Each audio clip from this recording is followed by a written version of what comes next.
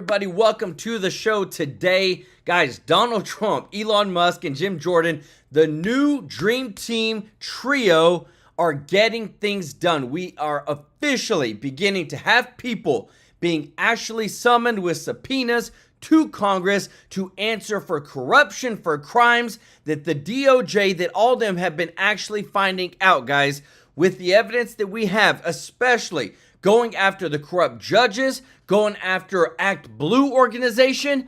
There's a lot of things on the Democratic side that we're finally getting them before Congress to testify under oath of what the heck is actually going on, guys. This is huge. The DOJ is actively investigating this almost $4 billion slush fund for the Democratic Party. Remember, this is big. The big Democratic sites, you're talking about Black Lives Matter, Color of Change, Reclaim the Block. All these websites funnel money through Act Blue.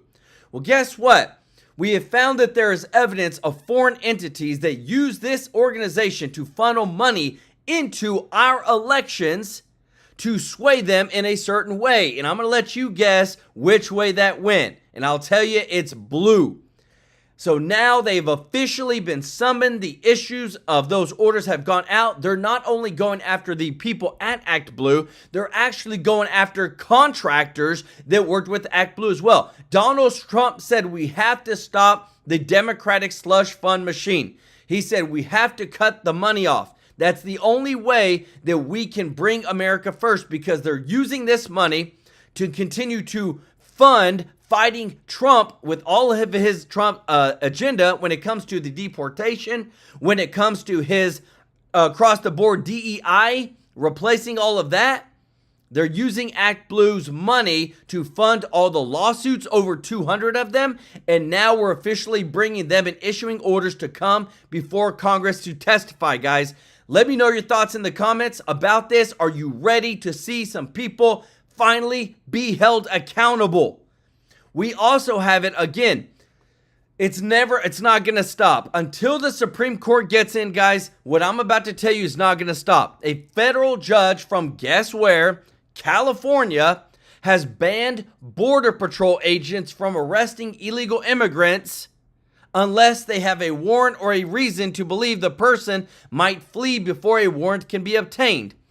So when we gather evidence, when they know these people, they've done their homework, they're not just picking people up off the side of the street, but now they have to go through a judge to start deporting every single person out of this country. So you're telling me we brought in 20 million illegal non-citizens into this country, and now a federal judge is saying and has banned ICE from doing their job, has now calling for every single deportation to now have a warrant issued?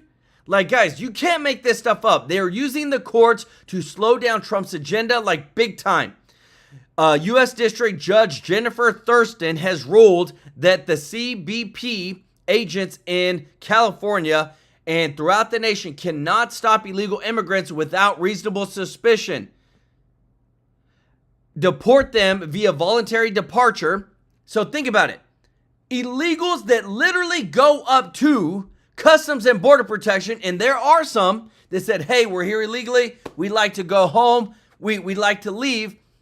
This judge has now ruled that the Customs and Border Protection cannot even deport those people unless a judge signs off on it, guys. Tell me, is there not corruption? Tell me, is this not crazy? Let me know your thoughts in the comments. Like, it's getting so crazy, guys. Also, more Doge savings, guys. Elon Musk, so they had a huge cabinet meeting. Elon Musk actually broke out laughing when the Labor Secretary announced that she cut $250 million that your taxpayer dollars was going to pay to bring transparency in Uzbekistan for the cotton industry. So I don't understand how we have to fund $250 million to another country to bring transparency about the cotton industry, guys. What I hear is fraud. I hear kickbacks. I hear people getting paid. Let me know your thoughts, guys. We got a crazy show to get into today. Want to say thank you to everybody who is watching, all of our subscribers, all of our viewers. Thank you so much for your support. Guys, if you're not subscribed, please consider joining our family here at TrueLife News. We want to take care of you. We've got a big show today. Want to say thank you to all of our members of the channel, guys. Y'all are the best. Thank you so much to everybody that gives a super chat donation. Guys, our donations to local charities is growing every single month because of your support. And want to say already, Mr. Tracy J. Norby with the super chat. Let's go. Y'all show Mr. Norby some love in the chat. Guys, if you don't mind doing us a huge favor of hitting that thumbs up like button, we've got some big news to get into today because, again, it's getting worse and worse with what these judges are trying to exercise that they have control over our sitting president. Check this out. Donald Trump celebrating the first 100 days of his second term in Detroit, Michigan. He just left the stage moments ago. We just had the biggest victory in Michigan. They said, sir, it's going to be hard. Well, we won it twice. We're here tonight in the heartland of our nation to celebrate the most successful first 100 days of any administration in the history of our country, and that's according to many, many people. This is the best, they say, 100-day start of any president in history, and everyone is saying it. We've just gotten started. You haven't even seen anything yet. It's all just kicking in. Trump says he's having fun running the world, and you can just see it. How are you? There we go.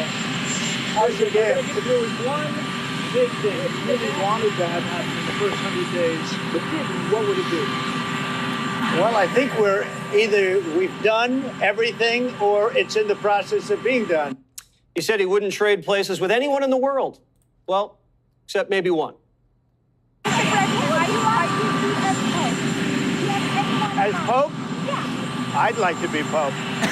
That would be my number one choice.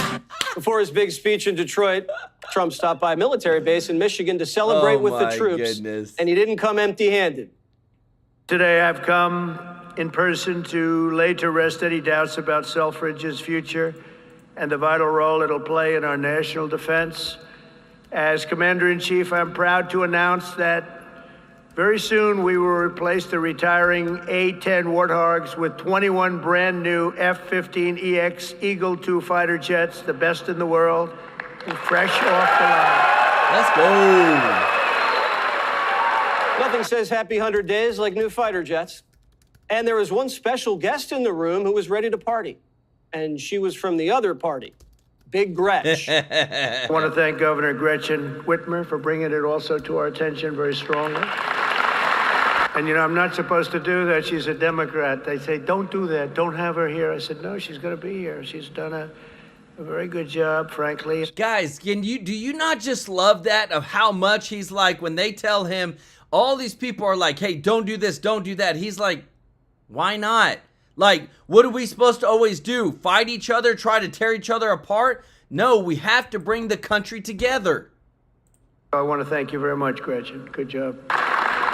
Well, I hadn't planned to speak, but I'm on behalf of all the military men and women who serve our country and serve so honorably on behalf of the state of Michigan. I am really damn happy we're here to celebrate this recapitalization at Selfridge. Thank you. I'm so grateful that this announcement was made today, and I appreciate all the work. Thank you. Let's go. Good for Gretch. She didn't hide her face behind the folder like last time. Trump 2.0 is different. Bill Maher's breaking bread. Morning Joe did a pilgrimage. Saquon's golfing. And Big Gretch cured her TDS. Even the Washington Post gives him credit. Quote, since FDR's earth-shaking first 100 days in office, no president has matched the sheer drama and disruption of this 15-week sprint, at least until now.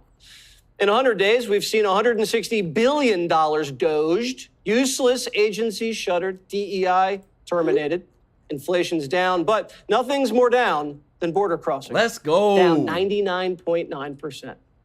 Which is your favorite? Guys, 99.9%, baby. If you appreciate this, if you don't mind hitting that thumbs up like button, guys, I'm telling you, what I love is that they kept saying it had to be done through Congress. We have to get it through Congress. That's what Biden kept saying. But guess what? What we found out is we just needed a new president, and now everybody in America in America can see that it was intentional. Those people need to be held accountable that let the invasion happen during the Biden administration. Let me know your thoughts in the comments, guys. Out of the last 100 days, what is the number one thing that you think President Trump and his team have done? Secured that border. Our border. The border. Immigration law, baby. After complaining about the bad hombre mugshots on the White House lawn, MSNBC is being forced into the field to talk to people. And the people say Trump's killing it. I am totally excited. Everybody I know is excited. My biggest issue is at the border, and he's killing it. Well, absolutely, everybody that's here illegally should go. I'm not one of these that, oh, the poor person. No, they need to go. There's so much action on illegal immigration, Democrats can't deny it. Here's Stephen A. The fact that Trump rolled up in there and cleaned this stuff up, prioritizing border control, definitely is going to be perceived as a plus, whether Democrats and others like it or not. Border Patrol has been outstanding. The economy, the nation's other top priority, still unfinished business. On the plus side, American industry is making a comeback. We're taking back our country from a sick political class that got rich selling America out and bleeding America dry. After decades of politicians who destroyed Detroit to build up Beijing, you finally have a champion for workers in the White House, and instead of putting China first, I'm putting Michigan first, and I'm putting America first. Let's go. Manufacturing jobs are back, and $5 trillion private money is being invested in American steel, energy, tech, pharma, autos, and AI. But the market took a little bit of a hit on the trade war. The president said we had to take our medicine and wait for the tax and regulation cuts to get on track this summer. Hopefully that'll steady the ship. The president's confident that it will.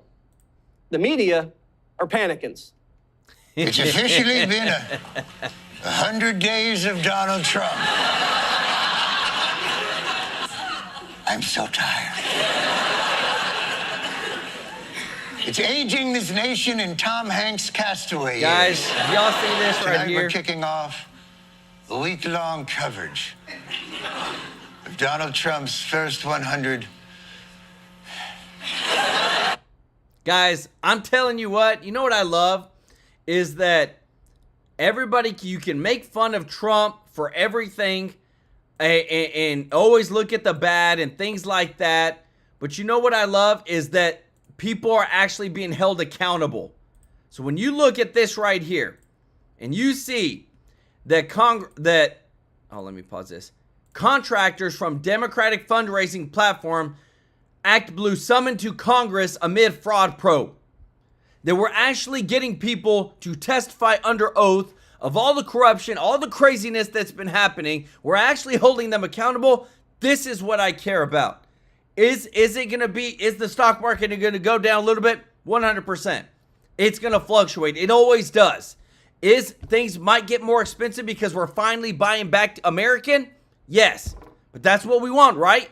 But when it comes to holding the Democratic Party accountable for things that we've known that's happened in the past, when it comes to fraud and corruption, that's what I care about the most. Let me know your thoughts in the comments. Because to me, until we start holding them accountable, it's never going to end. Let me know your thoughts in the comments. Has been secured. The Houthi rebels are under fire, and Greenland's on the menu. The Ukraine war is still raging, and Trump's growing a little frustrated with Putin. So the next 100 days are all about deals. I think what we've really done here is deals. We've worked on deals. There's a peace deal, there's a trade deal, there's a tax deal, and the first 100 days has set the table, and I think the next 100 days we're going to see the fruition of all those. Let's go. Insiders say Trump's in his disruption phase right now.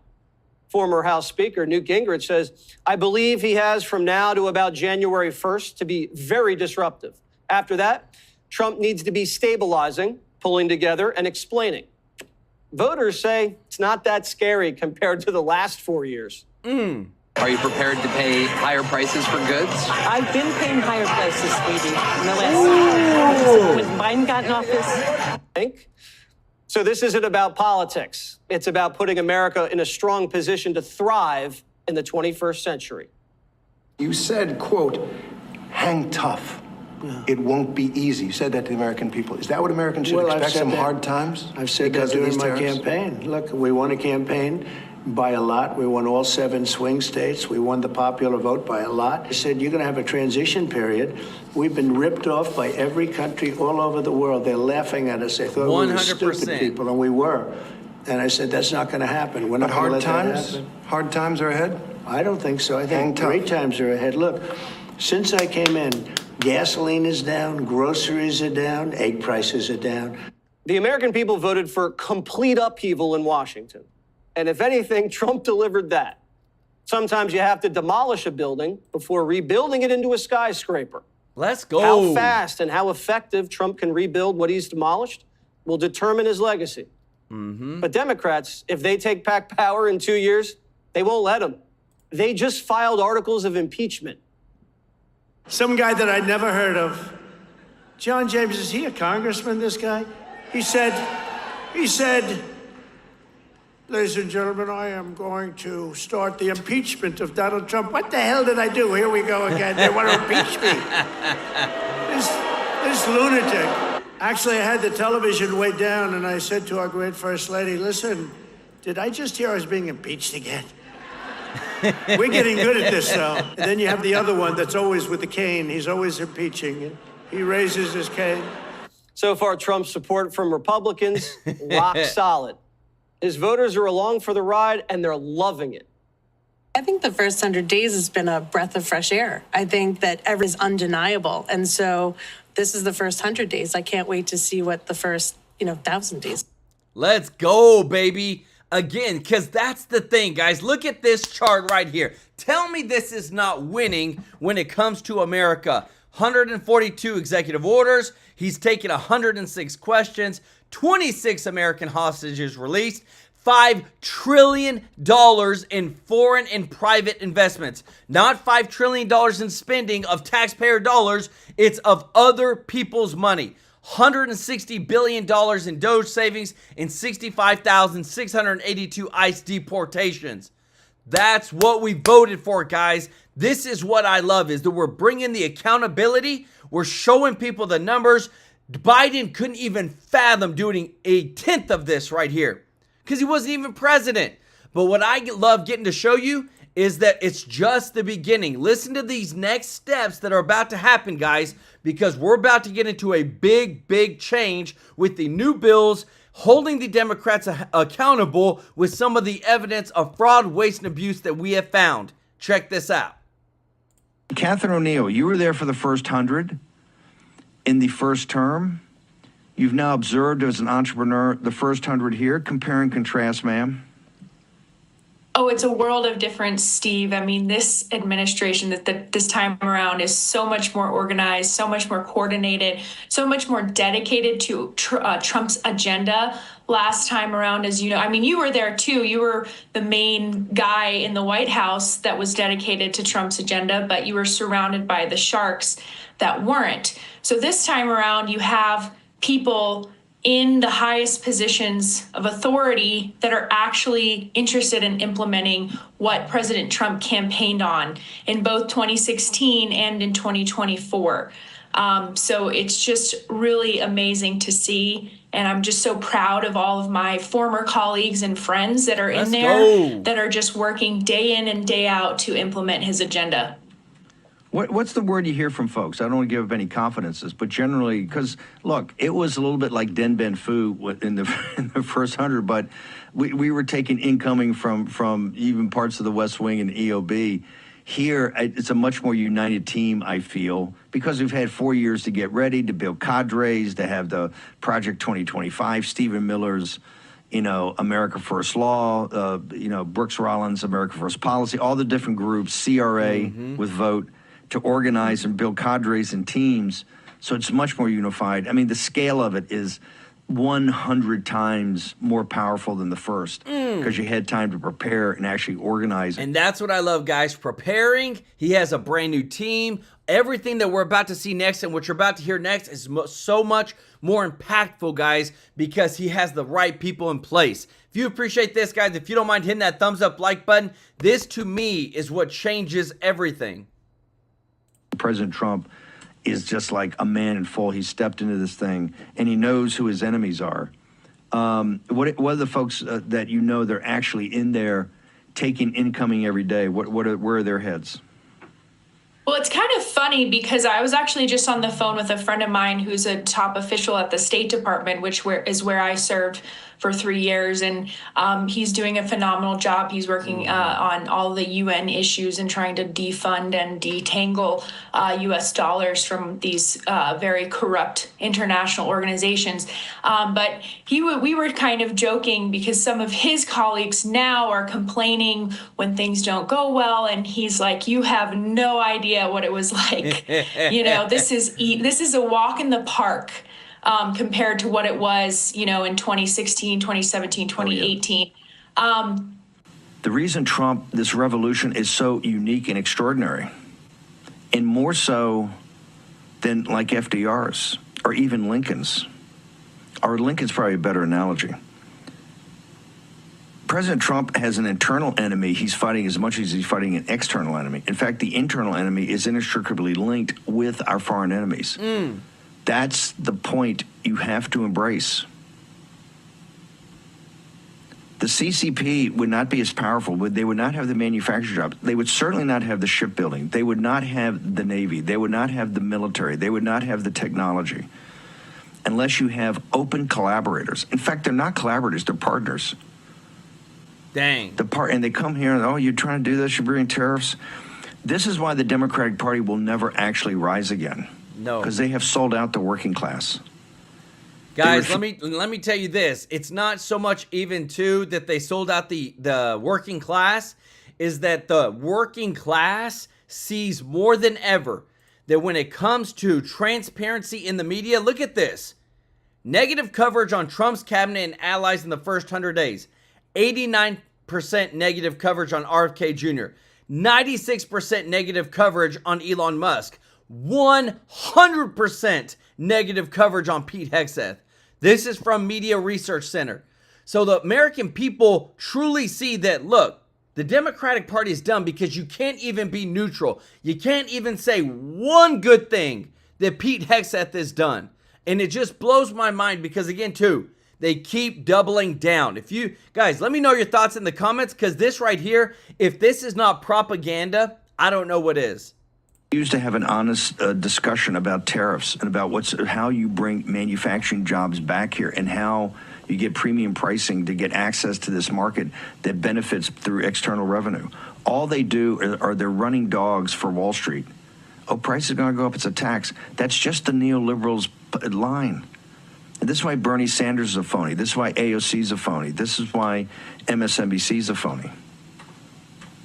This is why you don't really see Ro Khanna or John Fetterman or Sherrod Brown. Oh, yeah. They say it a little bit because of Democrats, but they know what's going on here. Trump's confronting, he swore an oath to heaven, to God Almighty, to protect the Constitution against all enemies. Let's underline all enemies, not opponents, not political opposition, enemies, foreign and domestic. These are enemies, enemies. You're telling the people that sold this country out, the people that have every different aspect have tried to steal from the working class and middle class the fruits of their hard-earned labor. Ask yourself, how many generations have your parents been here? How many generations has your family been here? How much good, solid work has your family done? Don't look to the right. Don't look to the left. Think. Go back in time. Think of your family. Think of what they've done. Think of the sacrifice. Go all the way back to the beginning. Think of their sacrifice, what they did to build the community, to be Burke's little platoons, to be the social structure that everything depends upon. that essentially won World War II, that essentially won World War I, that won the Cold War. All of that. And come down to the present time and then project forward. In your tree, don't look at another tree, look at your tree. Look at just all the way through. And for all that effort, you look at who runs this country and you look at the concentrated wealth in this country. And you see what their sacrifice and their family sacrifice. And you compare and contrast. This nation is built on the shoulders of its middle class and its working class. Full stop. 100%. There has never been a country as good or as powerful as the United States that has been sold out worse by the elites in the country. And I dare anybody to go through history and show me where elites sold people out in a worse way. The math in this chart is from the Congressional Budget Office, which jointly takes what the Senate Budget Committee and the House Budget Committee. These are the official numbers coming from Capitol Hill. And you see in the far left at the, in the year 20... guys, look at this. By 2030, $740 billion in Medicaid spending. By 2034, $815 billion. This is why, again, guys, we spend $4 trillion. Think about that, $4 trillion a year in the United States on healthcare, and we have one of the most unhealthiest peoples in any first world country. When it comes to heart disease, obesity, guys, it is insane. This is why MAHA is so important. When you look at this chart right here, medical costs are getting so expensive because it's all a part of the government. Anytime the government is involved, they're going to rack up prices, they're going to put in extra regulation, and they're going to get paid, guys. This right here is mind-blowing. Let me know your thoughts. 2025, we're there, and this is public owned debt. We're at just about $30 trillion. We're actually at 37 trillion, so this is low. Look at that slope. Folks, this is with 2.6% growth. And I know you want the specifics and the details. Any budget that has 2.6% growth is just not, right now, the actual projected growth, I think, is 2%. Or IMF is 1.8%. Every investment bank or major investment bank's at 2%. So you're giving yourself a 0.5% of growth as a kick. Right there, you blow through $50 trillion. Wow. This is their numbers. This is not sustainable. And people say, well, Steve, the economy is going to grow. You got this financialization of the economy. At one level, mathematically, it grows, but this is reality. The interest payments alone, not just blow through defense spending, which they've already blown through. It starts to overwhelm everything. And look, this is why the political class here, their numbers, they wanted Elon to come in here with a magic wand and give them $1 trillion of free cuts out of waste, fraud, and abuse. The reality is those numbers didn't materialize. Doge has done some very good stuff, and we've got some decrease in people, etc.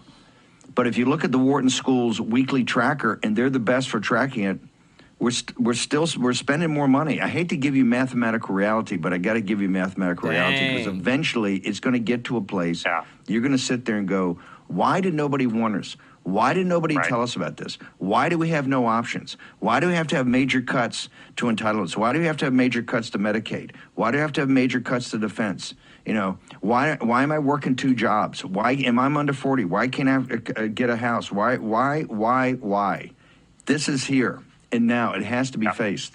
Guys, that is like mind-blowing because, again, too, we look at the facts, guys, and I got to tell you, one of the facts is this is probably one of the longest posts that's ever been posted by Trump.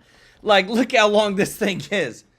But again, too, what's going to have to happen is we either are going to stop giving foreign aid, we're going to stop giving people that shouldn't be on Medicare or Medicaid money.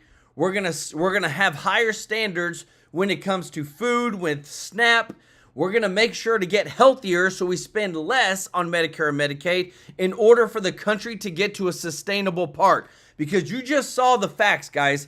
I feel like right now we're probably going to end up around $200 billion in money that's actually saved for the taxpayers when it comes to those savings. But then it's like, if we don't optimize or become more efficient in all these other federal departments, then we're going to keep getting more national debt. And it's going to take a heck of a lot of growth on the economy to overcome that. But you know Congress, guys, they're always ready to dang spend as soon as we make more money. Watch this, guys, because they are having the fight of our lives right now in Congress over all the spending, over all the inappropriate research that's happening using taxpayer dollars. Guys, if you appreciate this, if you don't mind hitting that thumbs up like button, check this out. Senator Kennedy. Dr. Parikh, am I saying that right? You are. Thank you. Do you know anybody who's against biomedical research? I do not know anybody that's against biomedical research, but I know some. It's like being against children, isn't it? It is. It's like being against world peace, isn't it? It is. It's like being against golden retrievers, isn't it? There's some people that argue there. Okay. Well, let's get that out of the way.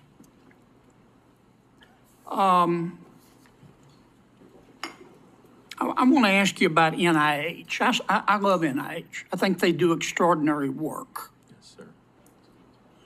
But isn't it a fact if NIH assigns way too much money for overhead, that money comes out of the basic research? Isn't that the case? Senator, both those things are providing funds for research. And I agree with you that we need to make the administrative burden and the costs associated with it as low as possible, because we do want as much to go to Well, why research. can't NIH live with 15% overhead? Yeah. Senator, we have had a partnership that's been going on for 75 years in this country. Yes, sir, but why can't NIH live with 15% overhead? At this point, what that would do is actually turn institutions like the ones we've heard about here, it would actually make it to where they are laying off researchers and the support folks who are Well, the supporting Gates that Foundation, when they make grants, they limit overhead to 10%, don't they?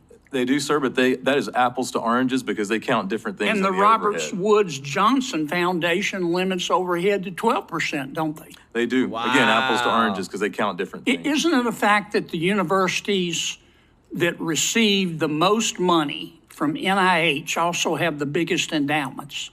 I haven't checked that, but it probably is true, Senator. And I agree with you. There are challenges that we need to work on. Well, let's take Harvard.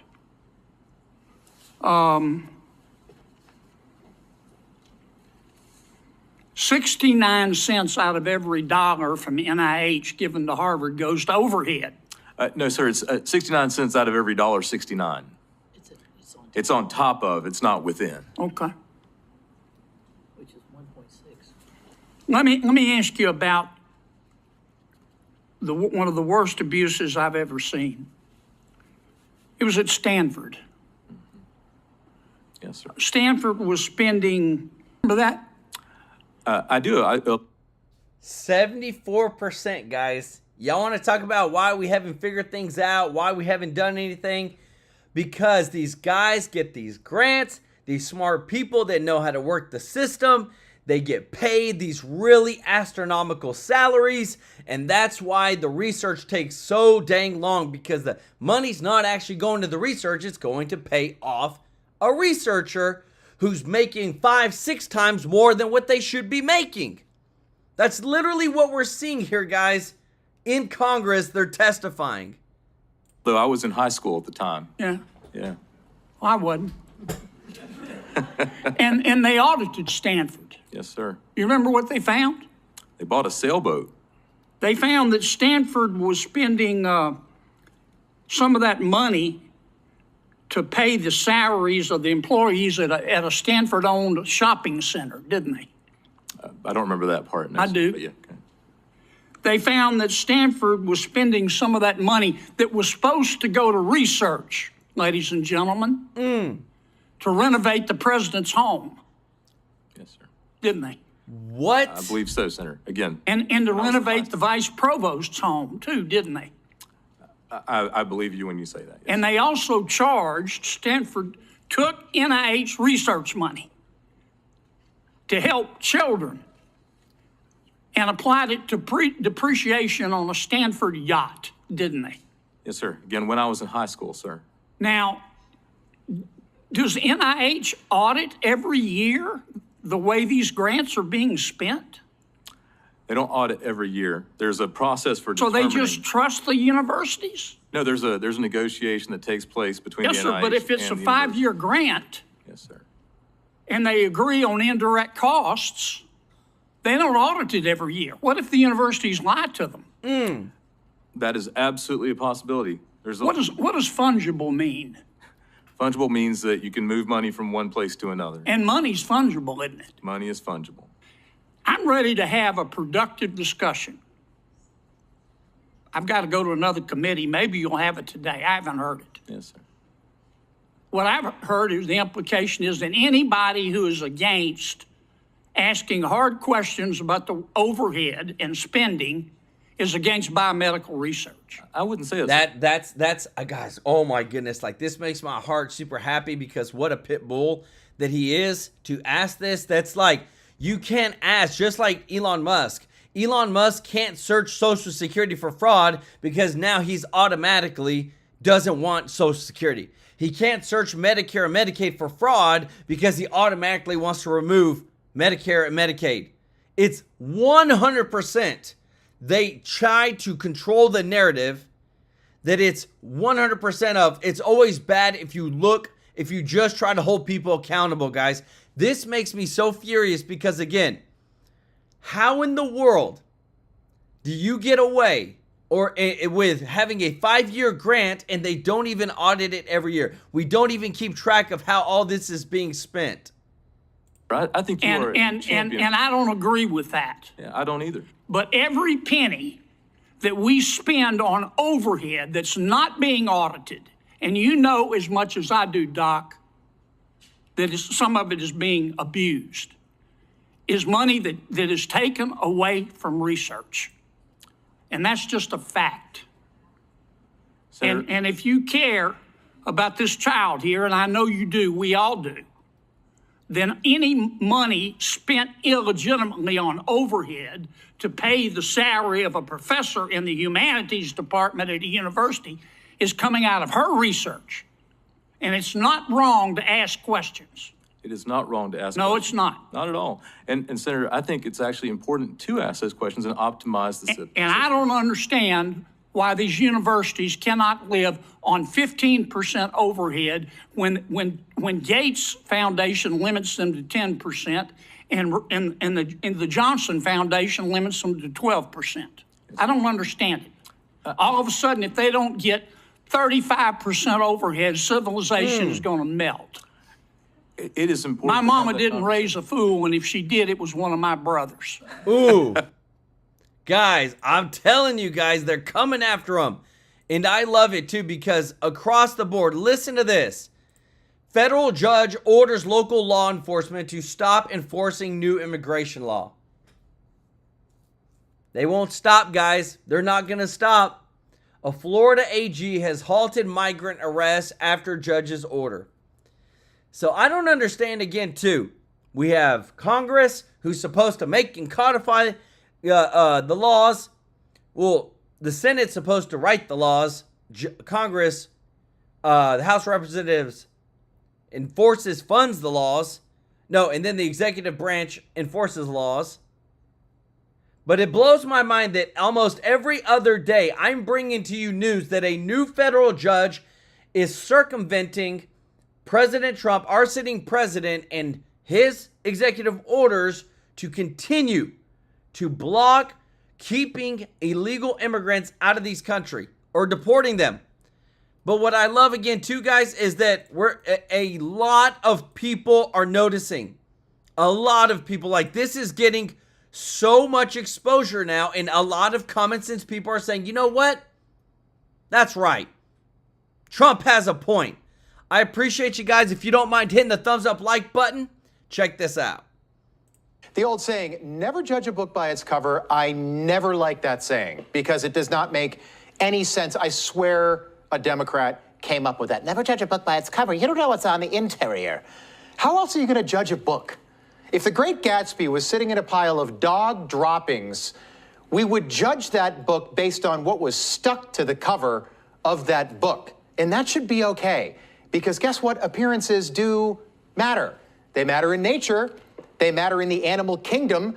Male cardinals, it's spring, they're out. They are bright red, so they can attract a female cardinal.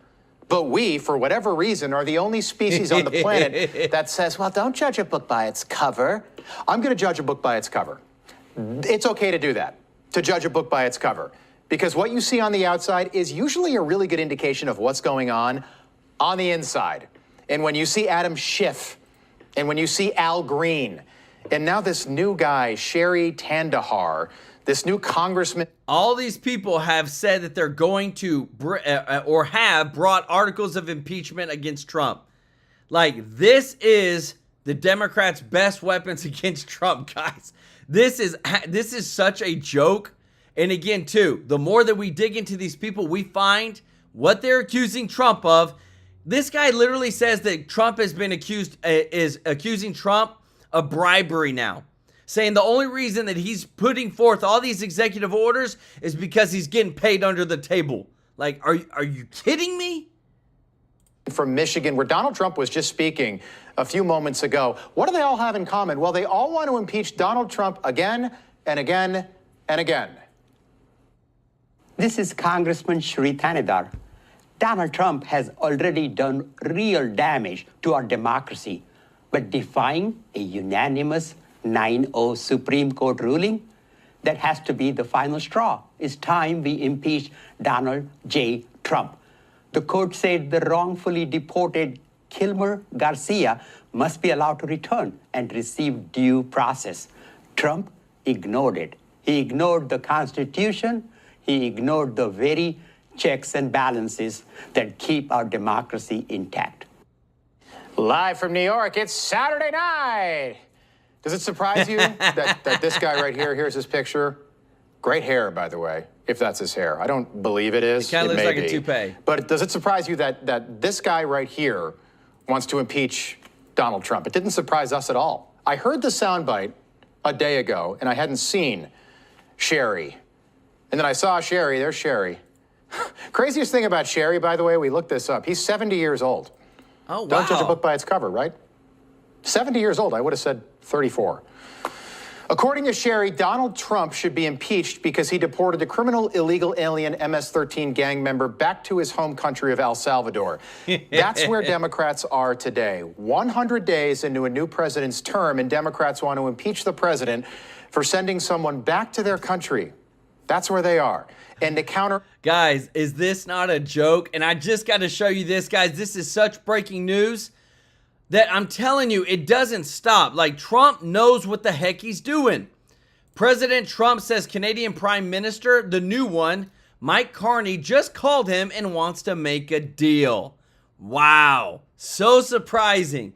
The new Prime Minister from Canada is tired of the tariffs. They want to see change. They know that they're not going to win against the United States. They got to make a deal, guys.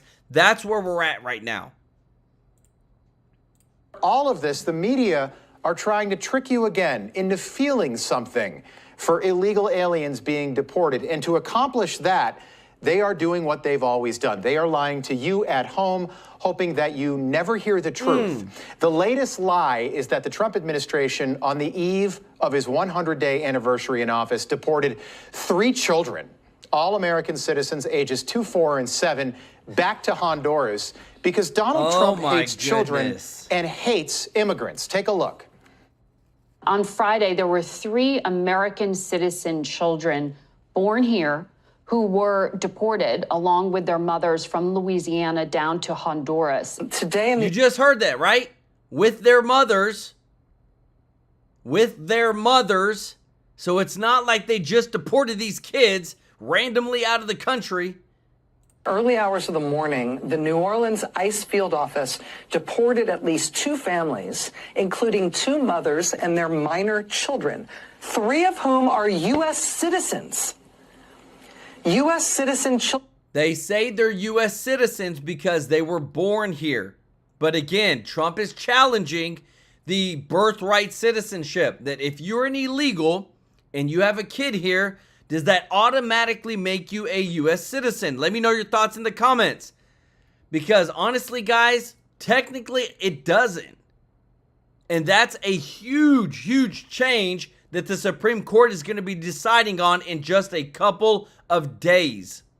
Children aged 2, 4, and 7. The Trump administration deported 3 U.S. citizen children with their families, including one suffering from metastatic cancer. 3 U.S. citizen children have been deported with their mothers. Now, this is according to the Washington Post. Well, we looked into that claim. By the way, they're only U.S. citizens because their illegal alien parents came here and then had children in the United States. Yep. We can confirm tonight on Finnerty that everything you just heard is a lie by people who have become the enemy of the truth. Here's what really happened. That's a misleading headline, okay? 3 U.S. citizens, ages 4, 7, and 2, were not deported. Their mothers, who are legally in this country, were deported. The children went with their mothers. If those children are U.S. citizens, they can come back into the United States if there's their father or someone here who wants to assume them. What we did is remove children with their mothers who requested the children depart with them. This was a parental decision. Parenting 101. The mothers made that choice. And I tell you what, if we didn't do it, the story today would be Trump administration separating families again. No, we're keeping families together. Do y'all hear that, guys? It doesn't matter what they do. Just like he said, if they send the illegals out, keep the children here, oh my goodness, Trump's separating families. If they send them with them, oh, now he's deporting kids. Seeing through the lines, seeing through the fake news, seeing through all this, guys.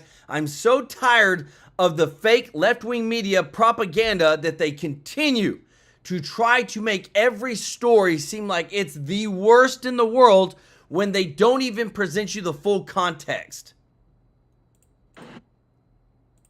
So when a parent says, I want my 2-year-old baby to go with me, we made that happen. 100 days of Donald Trump feels like light years removed from Trump 1.0, by the way. Everybody is willing to attack the media now because everybody knows what the media is up to. The 3 children who were deported with their mothers, the media didn't mention that ICE has no idea where their fathers are.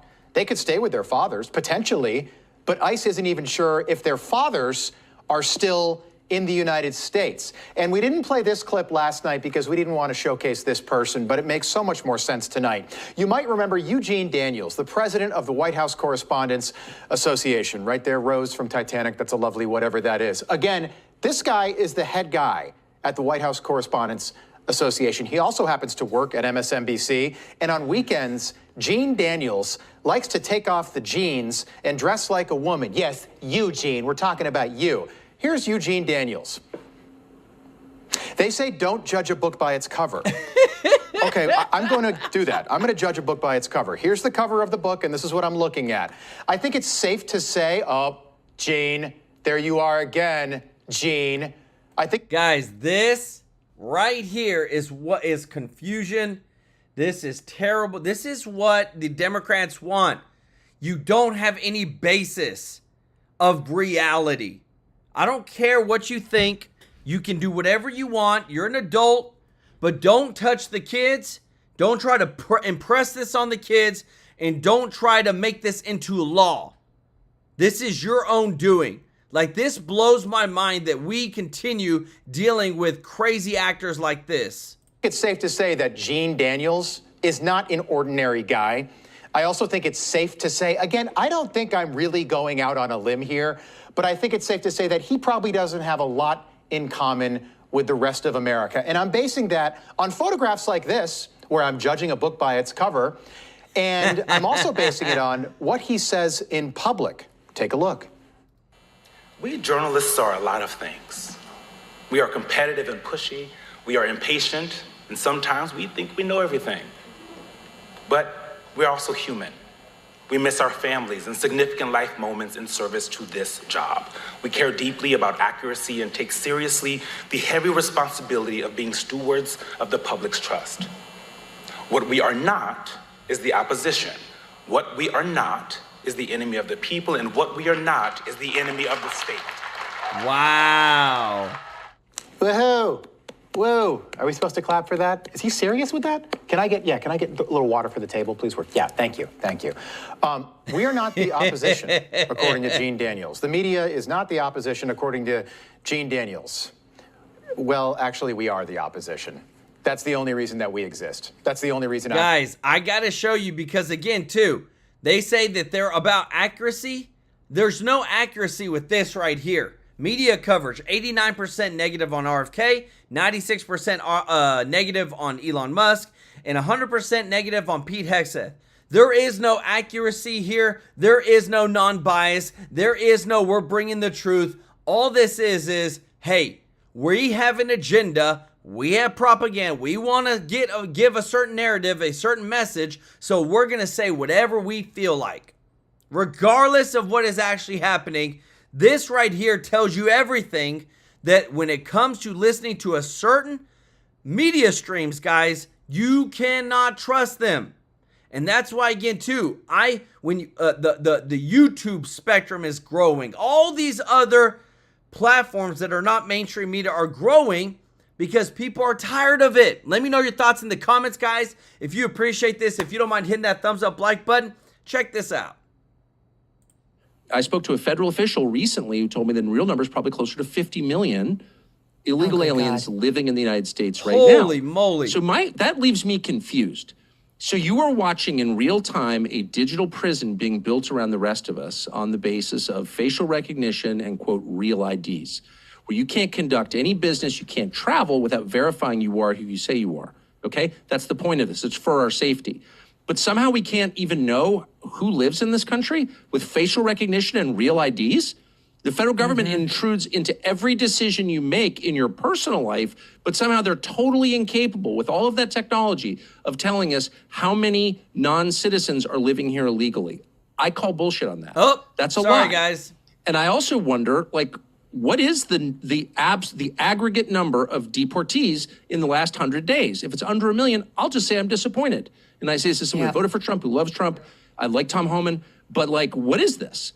The scale of this, because this country is so large, is opaque to most people. They don't understand that our country was just completely changed forever, and it's not acceptable. I mean, I happen to live in a place that's really been affected by immigration, by refugee resettlement, which is, I think, a worse problem than illegal immigration, by the way, because at least— Guys, did you hear that? Because, again, too, it's like in the past 4 years, they say 20 million have come into the country. That's what Trump says.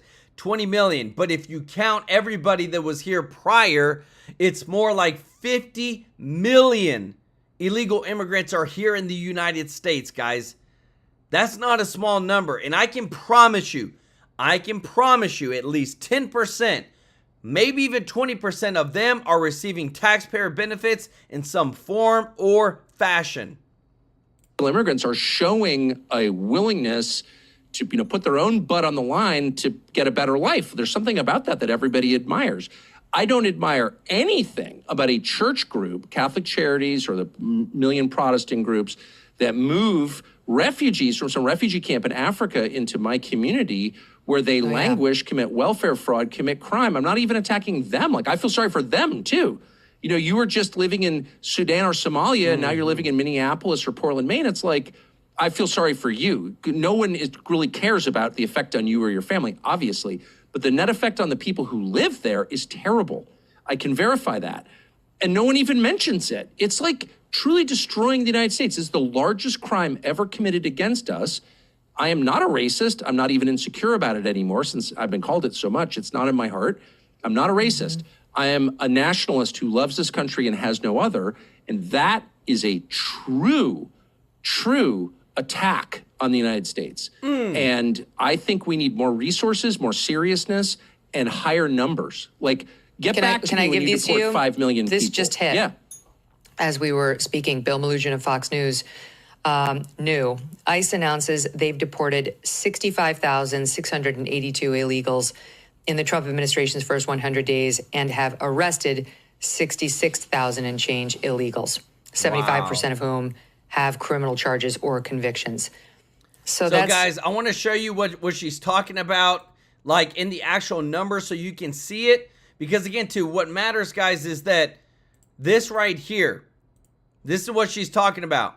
65,682 migrants removed, 66,463 arrested. Illegal encounters are down 95%. Illegal alien gotaways is down 99%. Arrest of terrorists is up 655%. That's what I'm talking about, guys. That is success at the border, all done by executive order, all done by our president, guys. I'm telling you, if this doesn't give reason to say Biden and the Biden officials and Alejandro Mayorkas, all the border officials that committed criminal acts because they allowed all those people to come in, I don't know what constitutes it. This right here, guys, is 100% proof that the Democrats intentionally wanted to flood America with non-citizens. Let me know your thoughts in the comments. we've arrested about 66,000 and we've deported 66,000. So that's a best case scenario of getting rid of or getting custody over about 120,000, Tucker. And that's not great. It's not great. They've been stymied at every turn. Yes, they have. The local officials haven't allowed it. Just do it. The courts, the ACLU. But I mean, I have to say even this, we're waiting on our big, beautiful bill so President Trump can get funding for his initiatives. Tom Homan's been jumping up and down saying, I have no place to put the people. They do have some certain time where we have to lock them up before we can ship them out while they get their, quote, due process. He's like, I'm running out of beds. So. I need help. That's what he's been saying. But what do you think of that? Because those numbers are low. Why is it incumbent on us? First of all, stop refugee resettlement in the United States. It's destroyed a lot of communities. It's destroyed communities that I'm very familiar with. Destroyed them forever. So stop that immediately. We have no moral obligation to take a single new refugee, and we shouldn't, period. Second, Mexico. One word, Mexico. Mexico, a country that exists because of our largesse, because we move so much manufacturing in Mexico. I mean, Monterrey, Mexico, which is the economic engine of Mexico, wouldn't be so if it weren't for the United States. And so we have a lot of leverage over Mexico. By the way, they're sending us drugs, we're sending them jobs, and they're also sending us refugees and illegal immigrants from all over the world. How about we just move 1 million people to Tijuana tomorrow and say, you deal with it. You did this to us, you deal with it. And it was intentional. The anti-American sentiment, not among ordinary Mexicans, who are honestly some of my favorite people, I grew up next to them, awesome people, but their leaders hate the United States. They always have since the Mexican Revolution. That's why Leon Trotsky sought refuge in Mexico. There's a reason, because the leadership of Mexico is extremely anti-American, extremely ideologically left-wing, full atheist, by the way, in a Catholic country. Wow. It's a super dark management structure in Mexico and always has been, honestly, since the Aztecs. And they have no choice. They're the country that we should be applying pressure to. Here are illegal aliens that walked across your sovereign territory to get into our country. You deal with them. And you cut the deal with Guatemala. And you cut the deal with Honduras or Peru. What do you make of all the due process? Due process. We have to give them due process before this is the United States. We have to give due process before we kick them out. Really, I'm for due process, and I am for due process specifically for me. I'm an American citizen. American citizens pay for this system. Their ancestors built this system, and they deserve its fruits. And the first among them is fairness and due process. They're basically the same thing. So I'm not that concerned whether someone who broke my law to get into my country and is taking welfare from my pocket gets due process. I'm not that concerned. Second, after 3 years of getting a daily lecture about democracy and how it dies in darkness. Democracy. What is democracy? Democracy is the idea that the people in a country run the country. They make the big decisions. They own it. They're not slaves or serfs. They're shareholders in this enterprise called America, and they have a say. So now those same people are telling me that some appointed, unelected federal judge gets to invite 7 billion people into my country and there's nothing I can do about it? Yeah, I don't think so. Yes. man, what such truthful words by our boy Tucker Carlson, man. I'm telling you guys, it's so opposite of this is what you can do, this is what you can't do. If under us, when Biden was president, it's all about democracy. We're going to make sure we follow the rule of the law. Nobody's above the law, but yet on the last 2 weeks of Biden's presidency, everybody gets a pardon. Everybody in their family gets a pardon. But then when it comes to let's make sure that where the American people ripped off, when it came to illegal immigration, 100%. How did we get back what's due to us? Well, you got to bring them back. You got to make you got to bring back the right people, like what Trump is doing, into the right positions to, like Holman, to do the dang jobs. Because Alejandro Mayorkas and our border czar Kamala Harris did nothing. And yet now they want to tell us, all these judges, that we have to follow the rule of law. It's getting to that point, guys, where it's like it doesn't matter what, like it's better. What do they say? There's 2 ways to do something. You either have to ask for permission or ask for forgiveness. Let me know your thoughts in the comments. Are we at that point of asking for forgiveness later and just doing what needs to be done to protect the American people? I'm not playing along with that. I'm totally for balance of power. I'm for the current system as envisioned, which, by the way, is going away. It's not sustainable with this population. Let's be honest. It's not. Nobody cares about the Constitution anymore. I do, because I'm a legacy American. But none of the newcomers, the 50 million people who just got here, they don't care at all. Why would they? It's not their heritage. It's mine. So you're going to lecture me about that and then tell me that we can't stop anybody coming here on our dime who just feels like coming here? I'm ignoring you. I'm literally ignoring you. What are you going to do about it? That's how I personally feel about it, because that's the end of democracy. You're violating the people's will through your appointment, your appointed power, not your elected power. Power does not derive from the population. It derives from the appointment that you got. And you're making the central decision in our society? I don't think you are.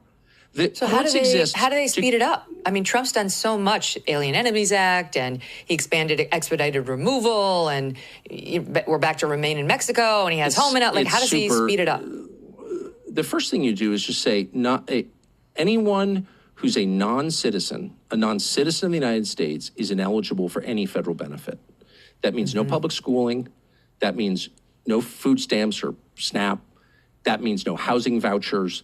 That means no benefit designed for American citizens can go to a non-citizen. If you want those benefits, become a citizen. Yes. And if you're not a citizen, you get nothing. Why would you? How can you use, how are we sitting here and watching every small hospital in the United States is going under right now because people who have no right to be here are using the emergency room. Bring your kid to an emergency room outside of like some tiny gated rich community, and you will find out that the whole system is collapsing under the weight. I'm sure they're all good people. I'm not even attacking them. Like, they're doing what I would do. They're using the available largesse to help their families. I get it. We're the criminals here. We're allowing this. So you just say, now on executive order, no non-citizen, period, can receive federal benefits, period. The president can control that. And, then we'll find out who's here for a better life and to bootstrap his way to success, and who's here because there's just a lot of free stuff from a very weak, overindulgent, generationally wealthy country that has lost track of reality. And the reality is open borders and a welfare state cannot coexist. 100%. And we'll find out. We'll find out. We definitely have to make greater progress than this, because, I mean, it doesn't get easier as time goes on. That's not enough. 130,000 or so in the first 100 days is underwhelming. Guys. Tariff wars, stubborn inflation. No wonder gold has been. Whenever we look at what they're trying to do right now, contractors for Dem fundraising platform Act Blue have been summoned to Congress amid the fraud probe. Right now, we're trying to hold everybody accountable as much as possible.